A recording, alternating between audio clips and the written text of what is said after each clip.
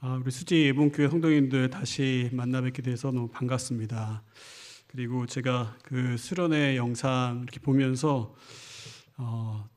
분당 우리 교회에서 사역하던 시절의 생각들이 떠올랐고요. 그리고 또 이 자리에 오신 성도님들 또 삶이 어땠을까 좀 생각하면서 다들 너무 수고 많으셨다라는 생각이 들었습니다. 우리 옆에 있는 분에게 다시 한번 수고 많으셨습니다. 이렇게 인사할까요? 수고 많으셨습니다.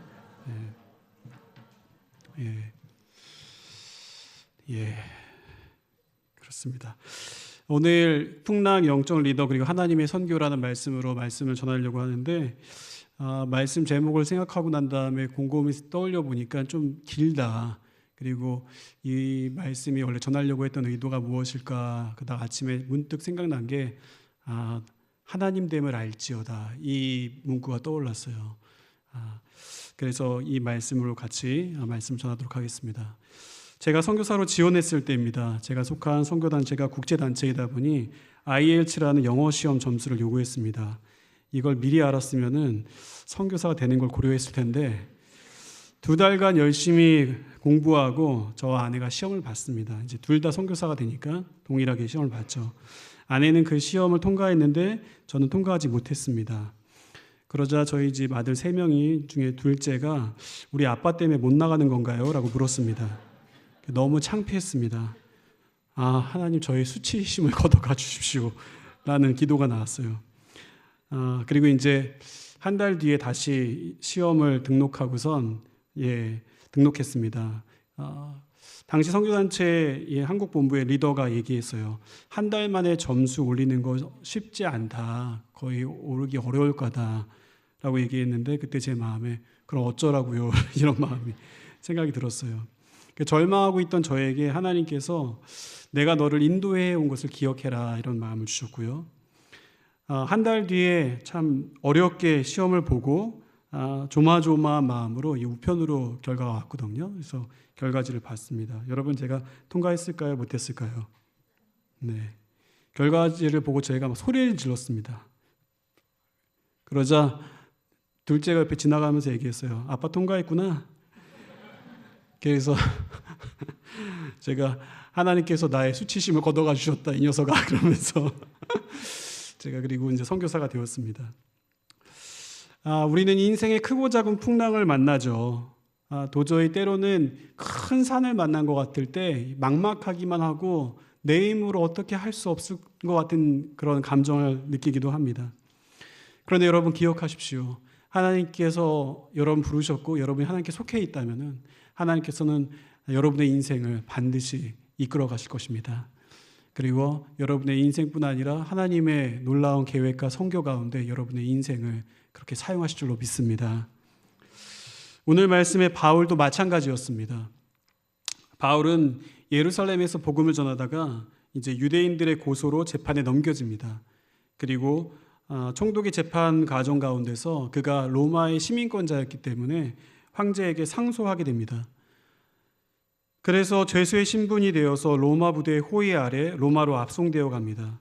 이제 그림을 하나 띄워주시면은 예루살렘에서 잡혔던 바울은 시돈, 지금의 레바논을 거쳐서 그 위에 미라라고 써 있지만 무라입니다. 성경에서 무라, 지금의 터키, 즉 지중해 연안을 따라서 압송되어 갑니다. 그리고 이제 크레타 섬이라고 하는 그 그리스의 가운데 있는 섬에 있는 미항에 도착합니다.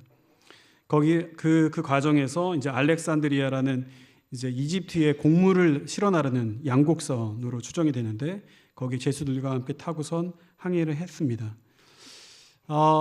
그런데 이제 이 크레타 섬의 미항에 도착했을 때 이제 출항을 하면 안 되는 시기였어요. 이제 성경에 보면 대속제일이라고 나와 있는데 이게 이제 대지사장이 성소로 들어가는 걸 기념하는 절기였죠.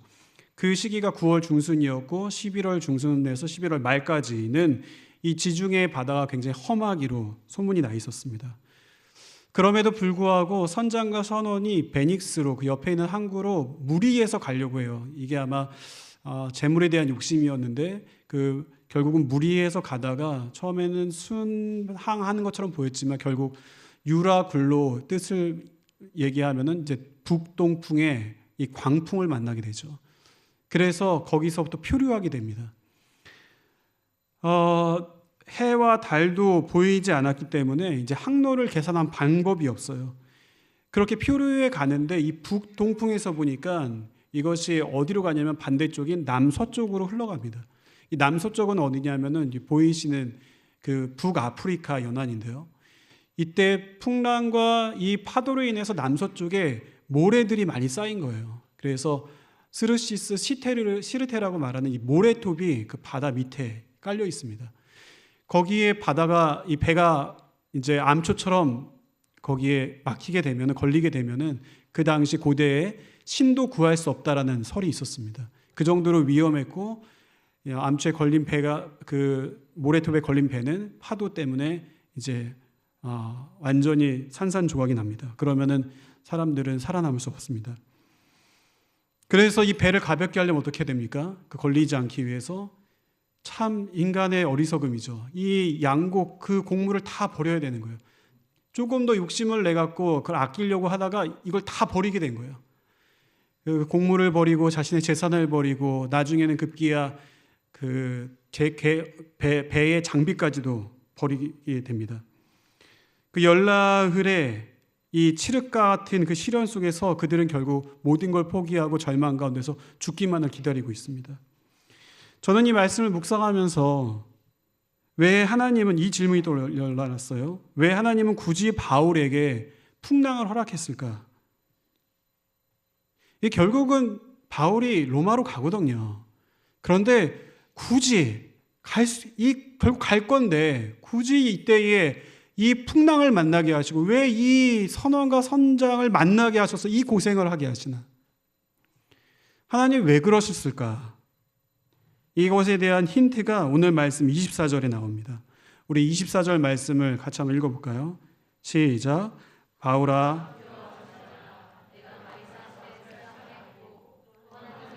너와 함께 항해하는 자를 다 내게 주셨다 하였으니. 이 말씀의 원어를 보니까요, 반드시라는 데이라는 표현이 나와 있어요. 그래서 이걸 직역하면은 이렇게 얘기할 수 있겠죠. 바울아 두려워하지 말라. 내가 황제 가이사 앞에 반드시 서야 하겠고예요. 반드시.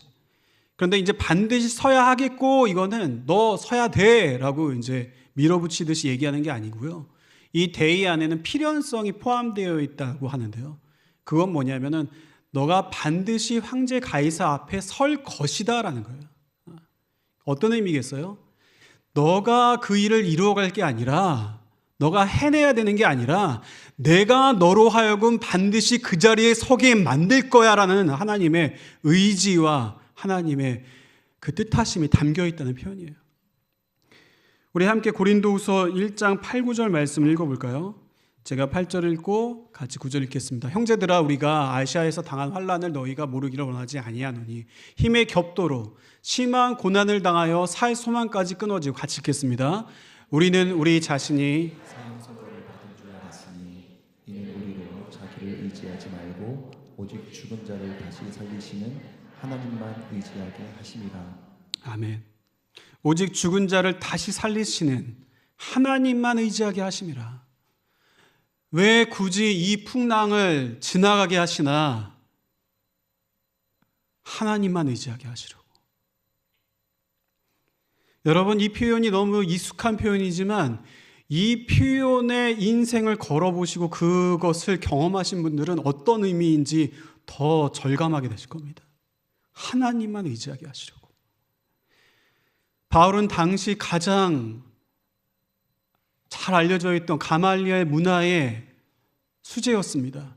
그는 굉장히 의지가 강했던 사람이고 그가 하고자 했던 것을 다 이루었던 사람이었어요. 그런데 하나님께서 그 의지를 꺾으시는 거예요. 그리고 이것이 너의 힘으로 되는 게 아니다. 이거는 너가 이루어가는 것이 아니라 내가 이루어가는 나의 이야기고 나의 선교의 역사이다라고 얘기하시는 거예요. 저는 이 장면을 묵상하면서 떠올랐던 한 장면이 있었는데, 한 사람도 있었는데 그게 바로 아브라함이었습니다. 그 다음 장면을 보여주시겠어요? 아브라함에게 하나님께서 부르셨죠. 아브라함을 울 때야 갈 때 우르에서 불러서 그의 삶을 이끌어 가시면서 여러 시험과 고난의 시간들을 통과합니다. 그리고 마지막에 그 아들 이삭을 바치라고 얘기하시죠. 이 장면이 마치 오늘 바울이 광풍을 만난 장면 같더라고요. 이 테스트를 통과해야 되는 거예요. 이 시간은 하나님만 의지하게 만드는 시간인 동시에 그 다른 고백으로, 다른 표현으로 얘기하면 하나님이 나의 전부이십니다라는 신앙의 고백이 담겨 있는 장면인 거예요. 하나님께서는 하나님의 사람을 부르십니다. 그리고 그들을 이끌어 가시고 빚으시고 결국은 하나님과의 더 깊은 관계로 우리를 초대하십니다. 저는 이 본문을 묵상하면서 이 도자기 굽는 과정이 좀 생각이 났습니다. 제가 태국에서 이제 태국 교회를 돕고 있는데 그 태국 교회가 람빵이라는 지역인데 거기 도자기가 유명합니다. 그래서 그 람빵 교회에서 이 말씀도 같이 나누면서 그 얘기를 했습니다. 그 도자기 굽는 과정은 그 과정인데 이제 점토를 선택하고 빚어서 모양을 만들죠. 그리고 난 다음에 마지막에 뭘 해요? 이제 불가마에 집어넣습니다. 뭐 초벌구이, 재벌구이도 있지만 이제 여러 고난 가운데 마지막에 이 불가마에 집어넣어서 그 다음 장면도 보여주시고 빚어내고 그 다음 장면, 그래서 도자기가 완성이 됩니다. 이 불가마, 이 불시험을 통과한 자의 삶을 통하여서 하나님께서 그 그릇 안에 예수의 생명수 되시는 예수를 담게 하셔서 그를 통하여서 결국은 영혼들에게 그 물을 마시게 하죠. 영혼을 살리고 영혼을 구원케 하시고 그의 인생 가운데 그 소명을, 고유한 소명을 감당하게 하십니다. 크리스찬 리더십의 대가 로버트 클린턴이라는 분이 계십니다. 이제 이분의 이론에 따르면은 이분이 이제 지금 소천하셨지만 이분께서 4,000명의 리더들의 삶을 좀 조사했어요. 그래서 성경에서 1,000명, 역사 가운데 3,000명의 영적인 리더들의 삶을 조사한 결과 이 공통된 6개의 패턴을 보게 된 거예요. 그게 이제 여기에 보여드리는 이제 이 6단계인데요. 하나님의 첫 번째 주권적 기초가 있다는 거예요. 이 주권적 기초는 이 사람이 어느 나라에 태어났는지, 어느 가정에 태어났고 누구를 만났는지, 그리고 어느 성별로 태어났는지, 또 어느 시대에 태어났는지, 이거는 하나님의 주권적인 기초를 놓게 하신다는 거예요. 그 인생에. 왜냐하면 그 인생을 향한 하나님의 계획이 있으시기 때문에 그 시대에, 그 배경에 그렇게 이 땅에 허락하셨다는 거죠. 그리고 그의 인생을 하나님 부르셔서 내면을 성장시키십니다. 그리고 여러 가지 사역과 또 여러 가지 일을 경험케 하세요.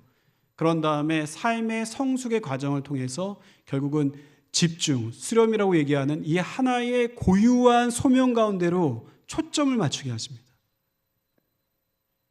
그리고 그 인생의 후반기에 노년에 영적인 유산을 남기죠. 이 결국 초점, 고유한 소명에 이르기 전에 그 빨간색으로 표시되어 있는 게 뭡니까? 이제 삶의 성숙이라는 거예요. 삶의 성숙. 이 삶의 성숙은 뭘로 이루어지냐면 광풍으로 이루어져요. 이 광풍을 지나가게 하세요. 이 불시험을 지나가게 하세요. 그런 다음에서야 결국은 하나님께서 원하시는 그 하나님만 의지하는 단계에 이르게 하셔서 내 힘이 아니라 하나님이 하셨다고 고백하는 그 단계에서 하나님의 그 고유한 소명을 감당케 하신다는 거예요. 여러분, 그 소명은 대체가 안 됩니다. 제가 말씀드리니까 그런 영적 리더들을 얘기하는구나, 내가 아니구나. 아니요, 여러분을 얘기하는 거예요. 하나님의 부르신 자들은 하나님께서 그렇게 빚어가신다고요. 여러분을 하나님의 영적 리더로 빚어가신다고요. 그리고 여러분은 고유하고 독특한 그 누구도 대체가 안 되는 고유한 그 소명이 있다고 말씀드리는 거예요. 나는 너에게 계획이 있어. 나는 너를 통해서 그 일을 할 거야 라고 하나님께서 너의 인생에 특별한 나의 계획이 있다고 말씀하시는 거예요. 여러분, 결론적으로 바울은 이 광풍의 이 불시험을 통해서 하나님만 의지하게 됐고, 아시는 것처럼 그 다음 장면 보여주시겠어요? 그 광풍 가운데서 바울이 분연히 일어납니다. 바울도 두려웠어요. 그러니까 두려워하지 말라고 얘기하시죠. 바울도 그 의지가 강했고 이랬던, 믿음이 뛰어났던 바울도 똑같았어요. 믿음이 사라지는 것 같았어요. 믿음이 없어요. 자기의 소명이 이렇게 끝나나? 그런데 하나님께서 그에게 말씀하셨고 그는 그 자리에서 분연히 일어나서 담대하게 사람들에게 외칩니다. 열날 풍랑 가운데 해달을 볼 수 없는 이 칠흑의 어둠 속에서 절망 가운데 죽음만을 기다리는 이들 가운데 바울이 외치는 거예요. 여러분, 나의 하나님께서 말씀하셨습니다. 내가 속한 하나님의 천사가 나에게 말씀하기를 바울아 두려워하지 말아라. 내가 반드시 황제 앞에 서야겠고. 그래서 여러분 저는 그 하나님을 믿습니다. 그러면서 여러분 이제 이 배가 떠내려가서 어느 섬에 이르게 될 것입니다. 그러면은 그때 결국은 그 바닷가의 연안에 이르게 되면은 배는 부서질 거예요. 그러면 가까이 왔기 때문에 우리는 헤엄쳐 갈 수 있습니다. 그러기 위해서는 지금 남은 음식을 먹어야 됩니다. 여러분 음식을 먹으십시오. 바울이 기도를 하고 감사의 기도를 하고 다 같이 음식을 먹습니다. 그리고 그들 모두가 배 안에 있던 276명의 사람들이 모두 구원을 받습니다.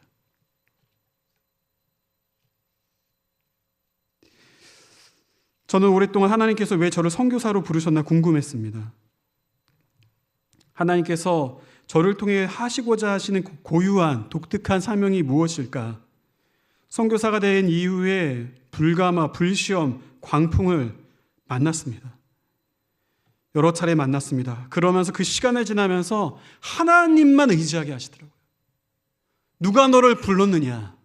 그 어떤 누구도 아니라 내가 너를 불렀다. 나는 너에게 이 일을 맡기기를 원했다. 하나님을 의존하게 하시는데 의존성, 관계 안에서 의존하게 하시는 동시에 사역 가운데 의존하게 하세요. 철저히.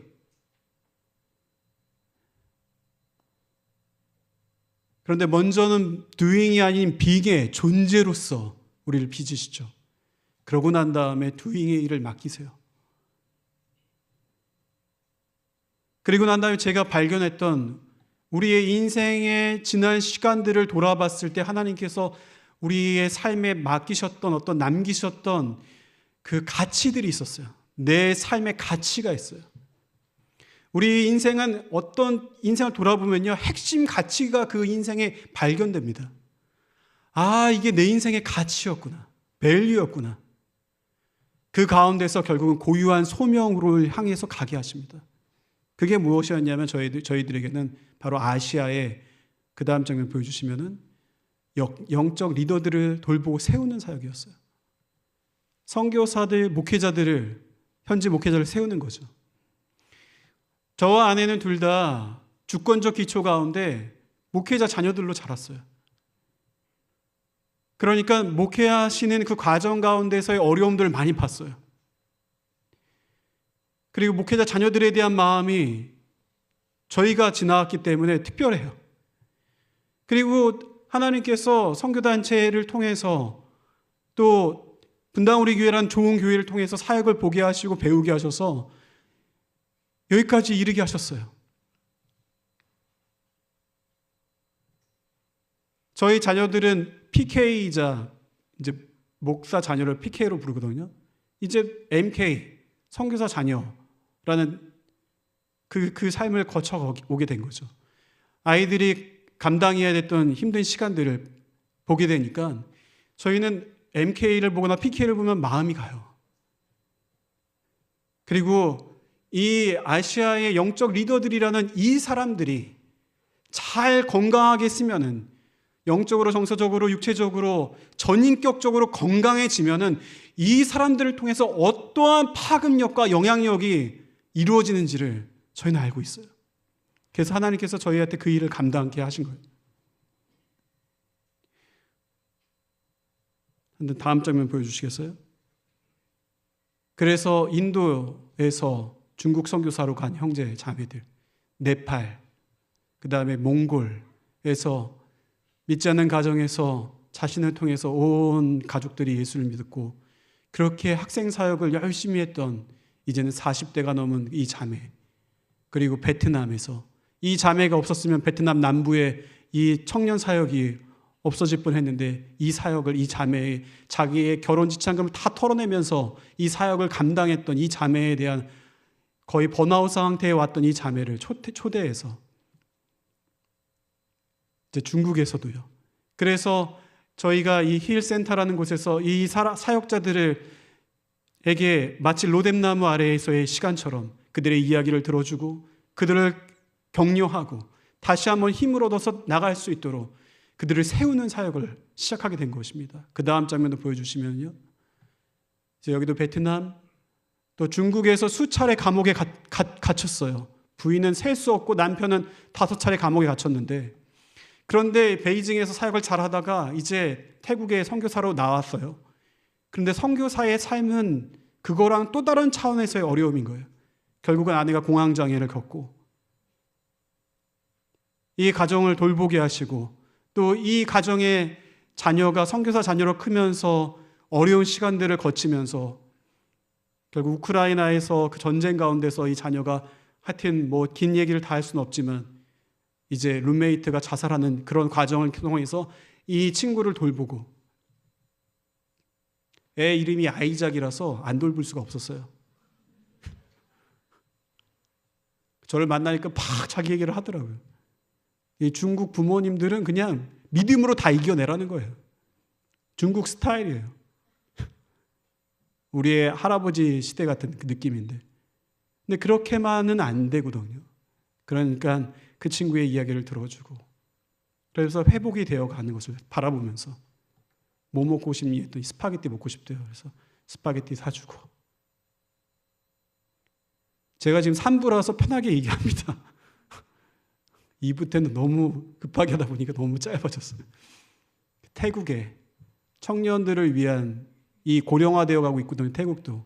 거기에서 태국 목회자의 가정인데 그 청년들을 위한 사역을 하겠다고 해서 그 안정된 자리를 내려놓고선 이 사역을 시작해서 그들을 돕고, 그리고 미얀마, 이분들이 이제 국경 근방에 사시는데 이분들이 참 건강도 악화가 되고 어렵고, 이분들을 또 도우면서 하나님 만나게 하시면서 미얀마 난민들이 엄청나게 태국으로 와서 미얀마 난민촌이 아주 많습니다. 그 중에서 이 5군데의 난민촌을 다니면서 이 사역을 감당하는데 매 주말마다 이 난민촌을 다니세요. 이 목사님과 사모님과 이 교회 식구들이 거기에 같이 이 난민 사역을 감당하면서, 또 인도에서 동티모르로 갈 선교사 후보생, 미국인 사람인데 이제 베트남 사역자랑 결혼을 해갖고 국제 부부가 됐죠. 근데 연락이 왔어요. 자기 얘기를 들어주면 안 되겠냐고. 그래서 안 되겠다고. 미국은 발음이 너무 꼬아져서 안 되겠다고. 하여튼간에 뭐 이게 농담이고 이제 그 친구의 얘기를 들어주는 거죠. 제가 또 베트남에 살아서 알잖아요. 터프하거든요. 가장 인디비주얼리즘, 가장 개인주의가 강한 이 미국 사람이 하여튼 그 작년에 홍수 가운데서 3부 때 너무 길게 얘기하면 안 되는데, 하여튼 그러면서 이제 이 결국 처가살이가 시작됐어요. 다시 남부로 내려와서. 그러니까 개인주의가 안 되는 거죠. 그리고 하여튼 이런 베트남어도 힘들고 막 이러면서 이제 우울증 증세가 찾아오는 거예요. 그러니까 이 친구의 이야기를 들어주면서 다시금 이 사역자가 쓸 수 있도록, 그래서 많이 회복이 됐어요. 많이 회복이 됐어요. 또 그 사이에 자녀도 낳고, 하여튼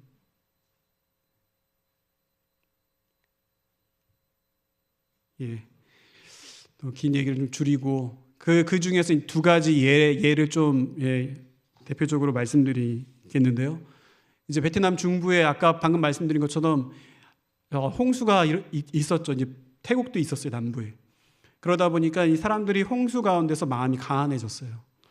그래서 베트남 중부가 굉장히 이 꽐리라고 얘기하는데 이제 공산주의 안에서의 그런 보안이 삼엄합니다. 그래서 사람들이 굉장히 마음이 딱딱해요.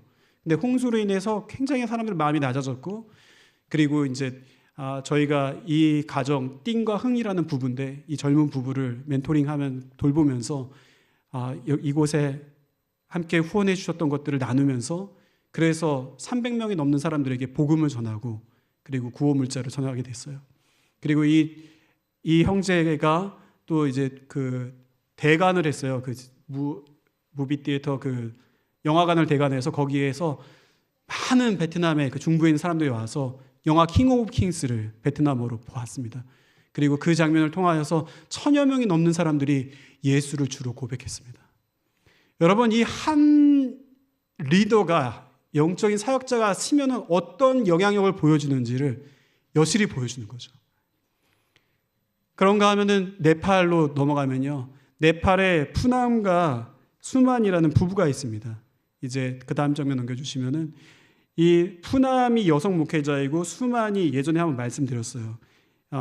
강성 힌두교에다가 마약 중독자였던 이 사람이 부인을 만나서 예수를 믿고, 하여튼 저희를 만났고, 그래서 이제 긴 얘기 다 빼고 목회를 잘 했습니다. 그런데 작년에 광풍을 만났습니다. 다른 얘기가 아니라 수만이 마약의 이력 때문에 있었는지 하여튼 그동안 잘 회복되고 잘 여기까지 왔는데 알코올에 다시 빠지게 된 거예요. 마약은 아니고. 그래서 힌두교 배경의 재활센터로 보내지게 됐어요. 부모님에 의해서. 근데 이제 푸남은 너무 이게 좌절스러운 거예요. 그리고 너무 부끄러워요. 그래서 절망이 막 찾아오면서 목회를 접으려고 했어요. 그때 저와 아내가 계속 기도하면서 여기에서 이렇게 마무리되면 안 된다. 그리고 이거는 분명한 하나님의 또 다른 의미가 담겨져 있다. 여기서 일어나야 된다. 그래서 푸남을 막 독려하고 격려하면서 같이 기도하면서 순간순간 또 수만을 위해 기도하면서 성령께서 또 제 마음에 감동을 주셔서 네팔로 카트만두로 날아갔어요. 그래서 푸남을 만나고 또 그 교회를 독려하고 또 수만의 부모님을 만나고 또 그 짧은 시간 가운데 카트만두에 있는 크리스찬 재활센터를 막 찾으러 다니고, 그래서 그 부모님을 설득하고 하나님이 놀라운 은혜를 주셨어요. 그리고 이 과정을 통해서 놀라운 참 감격스러운 이야기를 들었는데, 이 푸남이 너무 목회자로서의 이런 부분을 보여주고 싶지 않았는데 감당이 안 되는 거예요. 그 삶의 무게가. 그래서 성령께서 마음을 터치하셔서 결국은 성도들에게 오픈을 했어요. 이런 힘든 일이 있고 수많은 저렇게 됐습니다. 근데 성도들이 그 얘기를 듣고요, 비판하거나 판단 정죄한 게 아니라 함께 40일 같이 금식 기도를 해줬어요.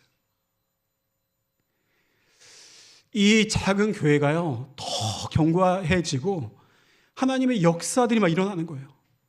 제가 거기에서 예배를 드리는데 너무 뜨거운 거예요. 예배가 너무 뜨거워요.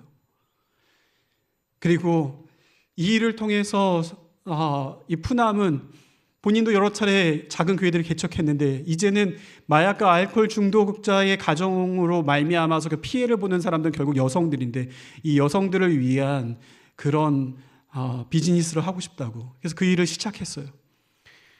그 목회도 하면서. 그리고 이제 수많은 하나님이 그 마음을, 부모님 마음을 바꿔주셔서 크리스찬 재활센터로 이송이 되면서 거기 안에서 원래 수많은 회복됐을 때도 자기가 나중에 하고 싶은 인생의 소명이 이 중독자들을 위한 사역이라고 얘기했었거든요. 근데 이제 크리스찬 재활센터를 가면서 그곳에서 자기도 치유가 되고 회복이 되면서 배우는 거죠. 그리고 거기서 인정을 받으면서 이제 스텝으로서 거기서 섬기는 거예요, 같이.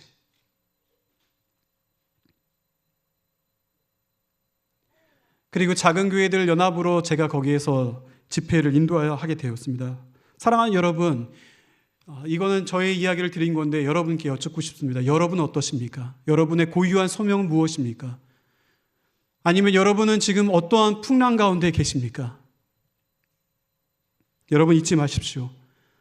창조주 되시는 그 하나님께서, 여러분이 믿고 고백하고 찬양하는 그 창조주 하나님께서 그 분께서 여러분의 인생을 허락하셨다는 거, 그리고 여러분의 한 사람 한 사람의 인생을 빚어가고 계신다는 거, 그리고 누구도 대체할 수 없는 그 자리 가운데로, 소명 가운데로 여러분을 이끌고 계시다는 것을 믿으시기 바랍니다. 두 번째입니다. 왜 하나님은 그 풍랑을 허락하셨을까요?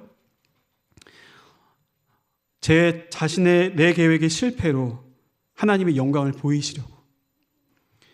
앞에서 얘기 드린 것처럼 예상치 못한 이 광풍을 만난 이 사람들은 몰타섬에 떠밀려가 파손하게 됩니다. 그리고 바울의 영적 리더십 가운데 배 안에 276명이 전용 구원을 받습니다. 하나님은 바울을 통해 그 섬의 원주민들에게 많은 기적과 치유를 보이세요. 그 추장의 아버지를 고치시고 독사에 물렸지만 해를 입지 않게 하시고 많은 치유들을 보이셨습니다. 결국 그들에게 하나님의 영광을 나타내 보이시면서 그들의 환대가 지원 가운데서 로마로 가게 되죠. 하나님의 예상치 못한 풍랑은 잠시 우리의 계획을 망가뜨려서 우리로 하여금 절망케 합니다. 하지만 결국은 그 풍랑을 통해서 하나님은 하나님의 놀라운 일을 목격하게 하시고 영광 가운데 참여하게 하십니다. 저와 아내가 돌보는 베트남 사람이자 선교사이신 아모스 룻 선교사님이 계십니다. 그 다음 장면 보여주시면 그분들과 함께 키맨이 되어서 베트남 남부의 작년 가을에 여러 곳에 다니면서 선교 집회를 할 예정이었습니다. 첫 집회를 앞두고 급한 연락이 왔어요.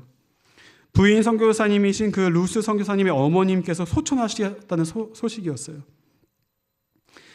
이 계획해 두었던 사역의 일정에 차질이 생겼습니다. 여러분, 제가 이렇게 선교사로 이제 한다고 해갖고 굉장히 모험을 즐기는 것처럼 보이시죠? 그리고 굉장히 또 담대한 것처럼 보이시죠? 여러분, 아니에요. 그렇지 않고 저는 이런 상황이 오면은 막 또 두려움이 와요. 그리고 멘붕이 오고 이걸 어떻게 헤쳐나가야 되나 고민이 돼요. 그래서 아모스 선교사님이 그냥 저보고 하라고 남은 사역 일정을 그렇게 해달라고 부탁했지만 이분들 없이 그렇게 베트남 사람들 처음 만나는 사람들을 한다는 게 무리가 있었고 성령께서 마음에 지혜를 주셔서 결국은 중간 일정을 취소하고 같이 중부로 비행기를 타고 갔습니다. 하나님이 왜 그러셨을까? 선교사로 살면서 이게 뭔가 계획대로 되는 게 별로 없어요. 저는 굉장히 안정형이거든요. 그런데 하나님은 끊임없는 도전으로 저를 이끌어 갔어요. 그런데 그럴 때마다 하나님이 놀라운 하나님의 그 큰 일들을 보여주세요. 이번에도 마찬가지였습니다. 장례식에 참여했는데요. 그 어머니 장례식에 전국의 각지에서 해외에서 목회자 선교사들이 참여했습니다. 가장 큰 교단의 목회자들도 참여했어요. 그들은 어머니를 이제 믿음의 어머니로 인정하고 이게 다른 얘기가 아니라 원래 한 교단이었는데 이 교단이 나눠졌는데 이 큰 성령의 역사가 있어서 이 가정에 이 집에 이 장례식장이 집에였거든요. 그런 성령의 역사가 있어서 그때 기도에 어떤 운동이 일어났는데 그러면서 이제 교단이 나눠졌는데 나눠졌던 그 교단이 큰 교단인데 그 교단에서도 이 장례식에 참여한 거예요. 목회자들이 다. 왜냐하면 인정을 한 거예요. 이 어머니가 얼마나 기도의 사람이었는지 믿음의 사람이었는지 이거를 인정하면서 조문을 하는 거예요. 어떻게 이 무명의 한 여인의 영향력이 이렇게 클 수 있는가? 놀랐습니다. 그 다음 장면 보여주시면은 제가 이제 작년 초반에 어머니 돌아가시기 전에 만났을 때였죠. 그 다음 장면 보여주시면은 이분이 그렇게 관을 껴안고 우시더라고요. 그래서 물어봤어요. 나중에 왜 이렇게 우시냐고. 그러니까 연배가 이게 자녀 나이가 아니거든요. 그러니까 자기가 손주 며느리래요. 근데 예수를 믿지 않는 가정에서 자기가 믿었고 이제 시집을 왔는데 이 할머니가 그렇게 자기를 아껴주시고 예뻐해 주셨다는 거예요. 사랑을 보여주시면서. 그리고 2년 전에 아버님이 돌아가시기 전에 자기의 아버님이 돌아가시기 전에 할머니께서 그 나이가 92세의 나이 정도 됐던 것 같아요. 그때 아버지에게 복음을 전해서 아버지가 예수를 믿고 죽기 전에 천국을 선물로 받으셨다고. 그리고 작년 초에 그때 병상에서 자신의 어머니에게 복음을 전해주셨다. 그래서 본인은 할머니를 잊을 수가 없다고 그러면서 펑펑 울더라고요. 제가 그때 이해가 됐어요. 왜 그렇게 아모스 루 선교사님이 왜 그렇게 복음을 막 시도 때도 없이 전하세요. 이 어머니의 삶을 본 거죠. 20대의 이 할머니가 예수를 믿고 그렇게 신실하게 주님을 따라가면서 기회만 있으면 사람들에게 복음을 전하고 기도하고 또 말씀을 읽고 그러다가 나이가 들 때는 필사하시면서 결국은 자녀들 가운데 목회자도 있고 선교사도 있고 자녀를 위해 기도하고 나라를 위해 기도하고 열방을 위해 기도하다가 이 영적인 유산을 남긴 거예요. 베트남의 7, 80년대에는 여러분 이 핍박 가운데 기독교에서 쫓겨난 하여튼 핍박받는 사람들이 많았어요. 그 가운데서도 믿음을 지켜가면서 했던 이분의 삶을 통해 갖고 하나님은 결국 영적인 유산을 남긴 거예요. 그 영상을 잠깐 보여주실 수 있으실까요? dâng lên Chúa lời ngợi ca Chúa hỡi tất cả linh hồn con thiết tha yêu Ngài thiết tha dâng Ngài bởi chẳng có ai tuyệt như Cha yêu lòng an nghỉ gần bên Chúa sức mới Chúa ban linh hồn con với cả tâm lòng 여기까지만 보겠습니다. suốt cả 제 마음이 너무 뜨거워지더라고요. 그 며느리들이 한결같이 하는 얘기가 있어요. 고백이. 이 속된 말로 세상 말로 뭣도 없는 집안인데 여기에 자기가 속해 있다는 게 너무 감격스럽다는 거예요. 너무 큰 영광이라는 거예요. 왜냐하면 이 집안의 견고와 흔들리지 않는 믿음을 본다는 거예요. 이 흔들리지 않는 믿음.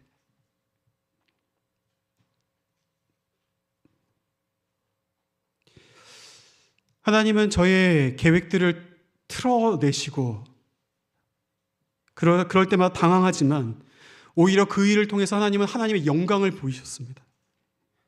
그 후에 남은 집회들을 은혜 가운데 마칠 수 있었어요. 여러분 제가 이렇게 막 얘기를 하잖아요. 지금 선교에 대한 얘기를 하지만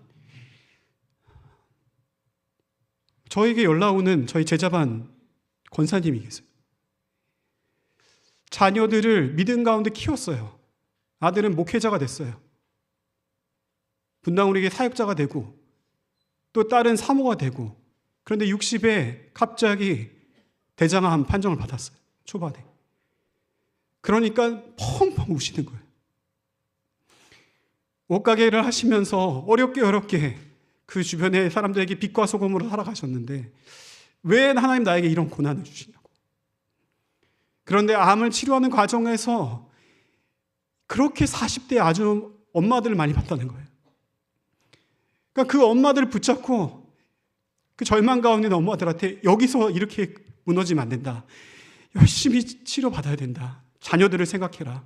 그러면서 열심히 복음을 전한 거예요. 또 거기에서.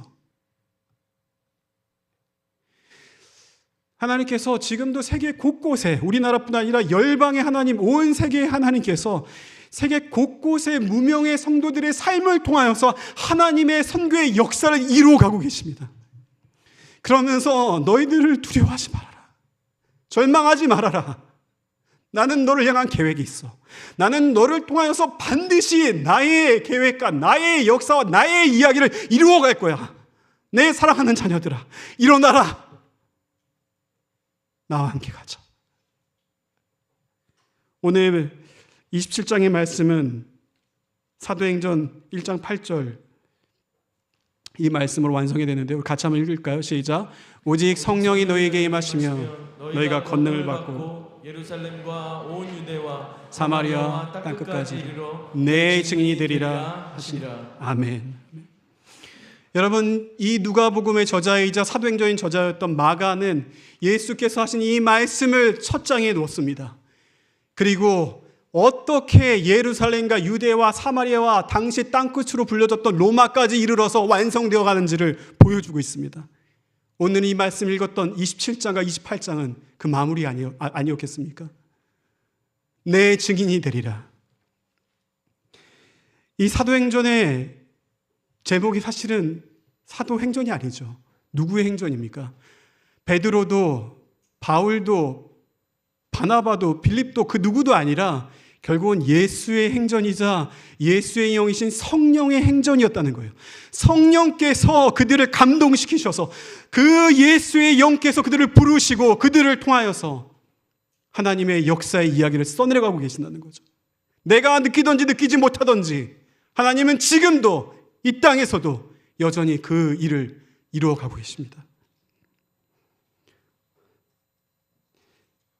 같이 시편 118편 말씀 17절을 읽고 말씀을 마치도록 하겠습니다. 같이 읽을까요? 시작. 내가 죽지 않고 살아서 여호와께서 하시는 일을 선포하리로다. 아멘. 아멘. 아멘. 내 증인이 되리라. 내 증인이 되리라. 이것은 예수의 복음의 증인뿐 아니라 너의 인생 가운데 나의 영광을 보게 될 것이다. 나의 큰일을 보게 될 것이다. 내가 죽지 않고 살아서 여호와 하시는 일을 선포하리로다. 그렇게 되시는 저와 여러분 되시기를 주님의 이름으로 축복합니다. 우리 함께 마지막으로 이 찬양 함께 부르시고 기도하시겠습니다. 하나님은 우리의 피난처가 되시며. 찬양하시겠습니다. 하나님은 우리의 피난처가 되시며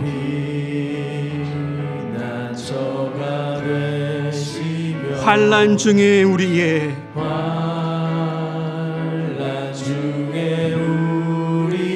힘과 도움이시라. 다시 한번요. 하나님은 우리의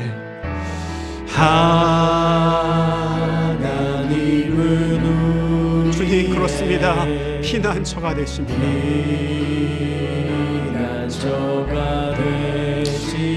환난 중에 우리의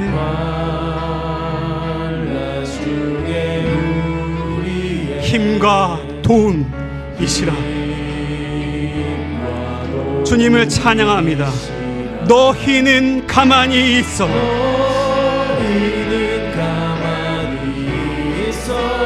주가 하나님 됨 알지어다.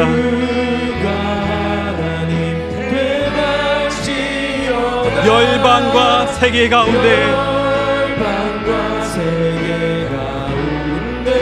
주가 높임을 받으리라. 사랑합니다 내 아버지. 사랑합니다 내 아버지. 찬양합니다 내 온 마음 다하여. 선포합니다 예수 그리스도. 주님 오심을 기다리며. 다시 한번 찬양합니다. 너희는 가만히 있어. 너희는 가만히 있어. 주가 하나님 됨 알지어다. 아멘 아멘 아멘 아멘. 열방과 세계 가운데 할렐루야. 주가 높임을 받으리라. 주님 아버지 사랑합니다 내 아버지. 사랑합니다 내 아버지. 우리 온 마음을 다하여 찬양합니다. 내 온 마음 선포합니다 예수 그리스도. 주님 오심을 기다리며. 주님 오심을 기다리며. 주님 오심을 기다리며. 주님 오심을 기다리며. 우리 시간 함께 기도하시겠습니다. 하나님 어떠한 상황에도 확심하지 말게 하여 하시옵소서. 주님만 의지하게 하옵소서.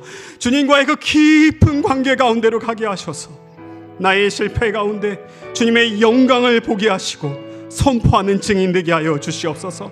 하나님의 선교를 위해, 역사를 위해 수지 예봉교회를 향한 고유한 사명을 감당하게 하여 주시옵소서. 다 함께 주 한번 외치고 기도합니다. 기도하십니다.